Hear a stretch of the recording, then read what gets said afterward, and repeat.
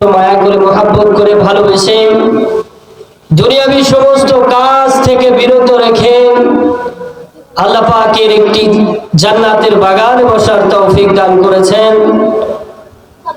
সেই সত্তার প্রতি একবার কালিমাতু শুকর আদায় করি, সকলেই পড়ে নেই আলহামদুলিল্লাহ।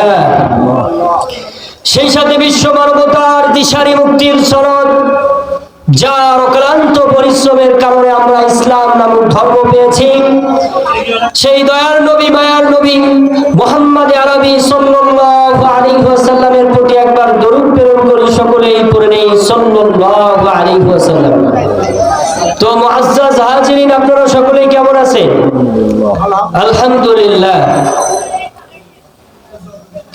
কথাটা দুঃখজনক হলেও এটাই সত্য। আজকে এখানে একটি জান্নাতের বাগান তৈরি করা হয়েছে এবং আজকে এই মাহফিল যে করা হচ্ছে এর যে একটা উদ্দেশ্য রয়েছে, এই উদ্দেশ্যকে ব্যতি রেখে আজকে আমরা অযথা ঘোরাফেরা করছি। আজকে এই মাহফিলকে কেন্দ্র করে নিয়ে দোকানপাট এখানে এসেছে, নাকি দোকানপাটের উছিলাই মাহফিল হচ্ছে? কথা বলেন। মাহফিলের উছিলায় দোকানপাট এখানে এসেছে, নাকি দোকানপাটের উছিলায় মাহফিল হচ্ছে? মাহফিলের উছিলায় দোকানপাট এখানে এসেছে। এই মাহফিলের উদ্দেশ্য তো এটাই যে আজকে একটা সুযোগ আপনাদের মাঝে এসেছে কিছু নেকি অর্জন করা, কিন্তু আজকে আমরা সেই উদ্দেশ্যকে বেঁধে রেখে আমরা এখনো অযথা আমরা দোকানের পাশে বসে আছি। তো আপনাদেরকে হাত জোড় করে বলবো, আপনারা এখনো যারা এদিকে ওদিকে ঘোরাফেরা করছেন, আপনারা এদিকে ওদিকে ঘোরাফেরা না করে আসুন, একটু কোরআনের কথা শুনুন। ইনশাআল্লাহ এটা আপনার এমনও হয়ে যেতে পারে নাজাতের জন্য জরিয়া হয়ে যেতে পারে। সুবহানাল্লাহ। সেই জন্য এখনো যারা ঘোরাফেরা করছেন, আপনারা অতি তাড়াতাড়ি মাহফিলে এসে বসে যান। তো কোরআনুল কারীমের অসংখ্য আয়াত থেকে আমি একটি আয়াত তেলাওয়াত করেছি। ইনশাআল্লাহ এই আয়াতের উপরেই কিছু কথা বলার চেষ্টা করব।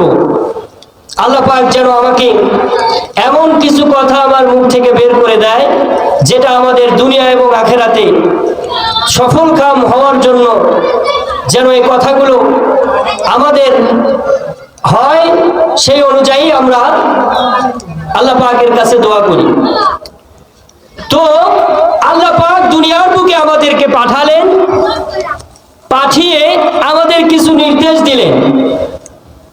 আল্লাহ পাক বললেন, এই নির্দেশগুলো যদি তোমরা মেনে চলো তাহলে তোমরা সফল কাম হয়ে যাবা, বিনিময়ে আমি তোমাদেরকে জান্নাত দেব। আর যেগুলো থেকে আমি তোমাদেরকে বিরত থাকার কথা বলেছি, সেই কাজগুলো যদি তোমরা করো তাহলে পরিণামে আমি তোমাদেরকে জাহান্নাম দেব। নাউজুবিল্লাহ। তো আল্লাহ পাক যে আদেশগুলো করেছেন সেগুলো করলে, সেগুলো পালন করলে আমরা জান্নাতে যেতে পারবো। আর এই জান্নাতে যাওয়ার জন্য আমাদের ভিতরে কিছু গুণ লাগবে, কিছু বৈশিষ্ট্য আমাদের ভিতরে থাকতে হবে। এগুলো যদি আমাদের ভিতরে থাকে তাহলেই আমরা জান্নাতি মানুষ হিসেবে রূপান্তরিত হতে পারবো। এই গুণগুলোর মধ্য থেকে সবথেকে যেটা বেশি দরকার জান্নাতে যাওয়ার জন্য, সব থেকে বড় গুণ হচ্ছে আমাদের সকলকেই মুমিন হতে হবে। কি হতে হবে? কথা বলেন। মুমিন হতে হবে। এখন কথা হচ্ছে আমাদের মুমিন হতে গেলে আমাদের যে বৈশিষ্ট্যগুলো আমাদের ভিতরে আনতে হবে, এগুলো জানার দরকার আছে কিনা বলেন? অবশ্যই জানার দরকার আছে। আল্লাহ পাক কোরআনুল কারীমের ভিতরে এটাই বলেন, ইন্নামাল মুমিনুনা আল্লাযীনা ইযা যুকিরাল্লাহু ওয়াজিলাত কুলুবুহুম। আল্লাহ রাব্বুল আলামিন বলেন, তোমরা যদি প্রকৃত মুমিন হতে চাও, তোমরা যদি প্রকৃত মুমিন হতে চাও তাহলে তোমাদের ভিতরে এই 5টা গুণ থাকতে হবে।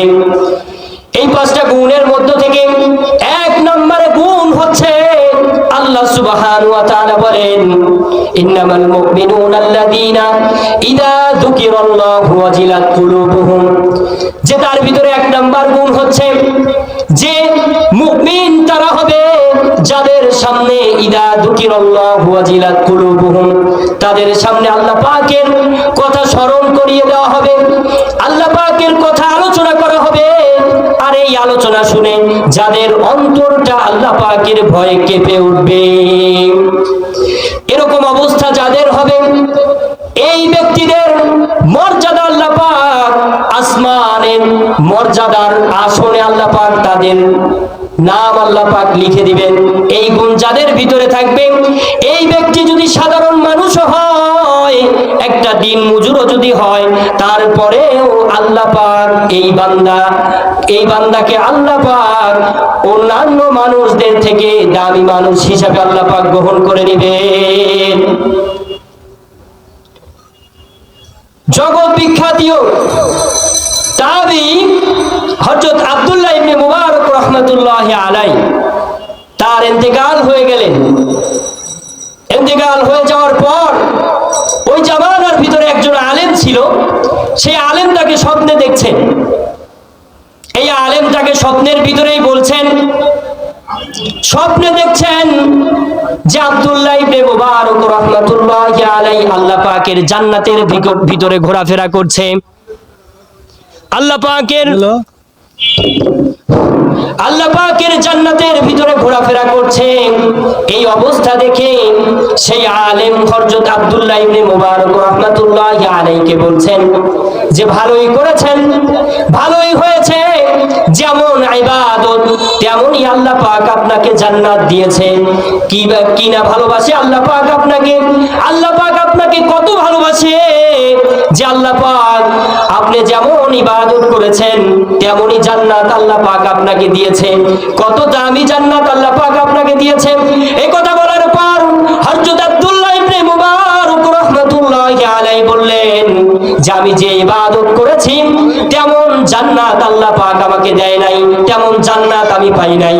আমার বাড়ির সামনে একজন কামার ব্যক্তি ছিল, এই কামারের কে আল্লাহ পাক যত বড় জান্নাত দিয়েছে তার থেকে আমাকে ছোট জান্নাত দিয়েছে, অর্থাৎ আমার থেকে বড় জান্নাতই কামারকে দিয়েছে।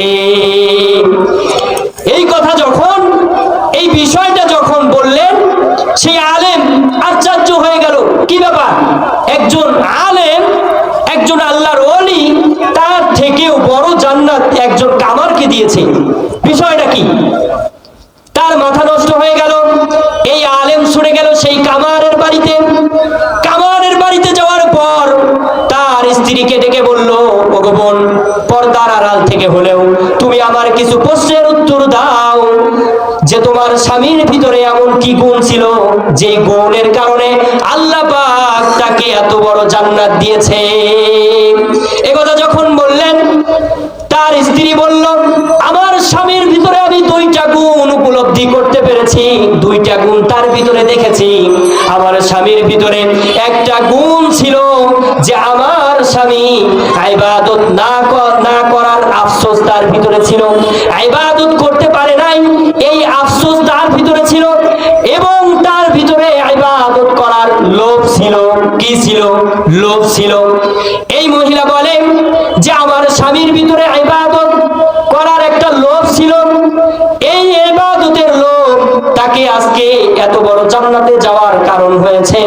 সেই মহিলা বলেন যে হযরত আব্দুল্লাহ ইবনে মুবারক রাহমাতুল্লাহি আলাইহি গরমের সময় তিনি তার দুইতলা বাড়ির ভিতরে তিনি ইবাদত বন্দেগী করতে পারতেন না।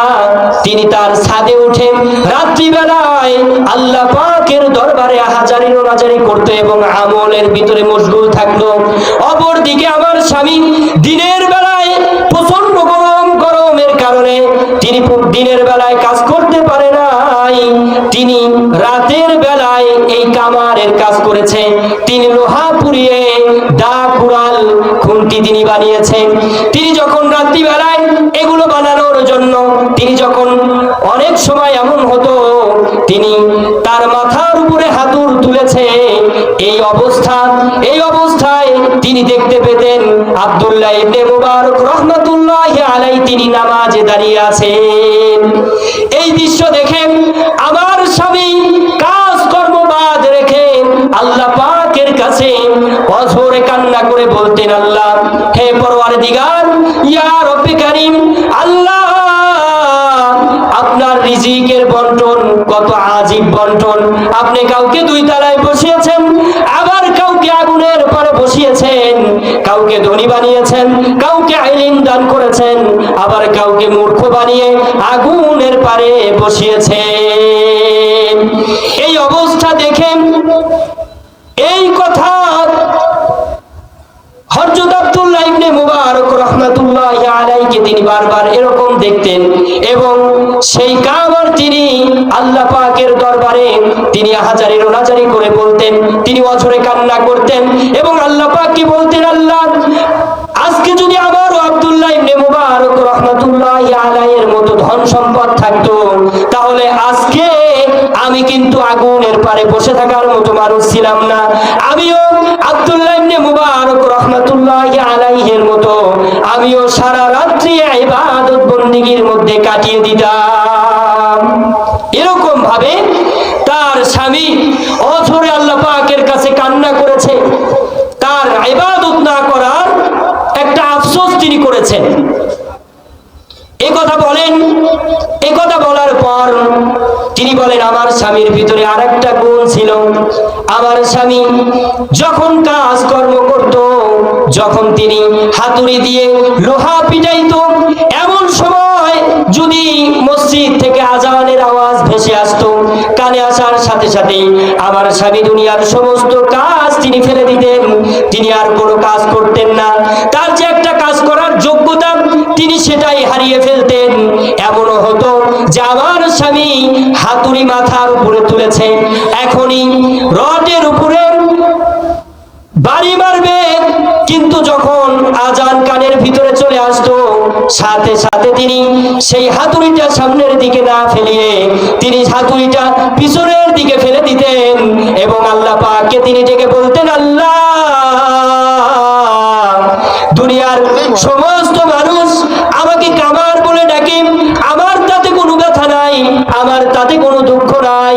আল্লাহ, দেখেন, আমি যখন আপনি আমাকে ডাক দিয়েছেন, যখন আপনি আজানের ধ্বনি আমার কানে ভেসে এসেছে, আমি কিন্তু আর কোনো কাজকর্ম করি নাই, আমি কিন্তু আর আমার হাতুড়িটা সামনের দিকে আমি আর অগ্রসর করি নাই, বরং আমি আজান শোনার সাথে সাথেই আপনার কদম ধরিতে সেজদা দেওয়ার জন্য আমি বেরিয়ে গিয়েছি। আল্লাহ, আপনি আমাকে দুনিয়ার সমস্ত মানুষ যেরকম কামার বলে ডাকে, আল্লাহ, আপনি আমাকে কখনো কামার বলে ডাকিয়েন না মাওলা, আপনি আমাকে আপনার গোলাম হিসাবে ডাক দিয়েন। সুবহানাল্লাহ। এই যে 2টা গুণ তার স্বামীর ভিতরে ছিল।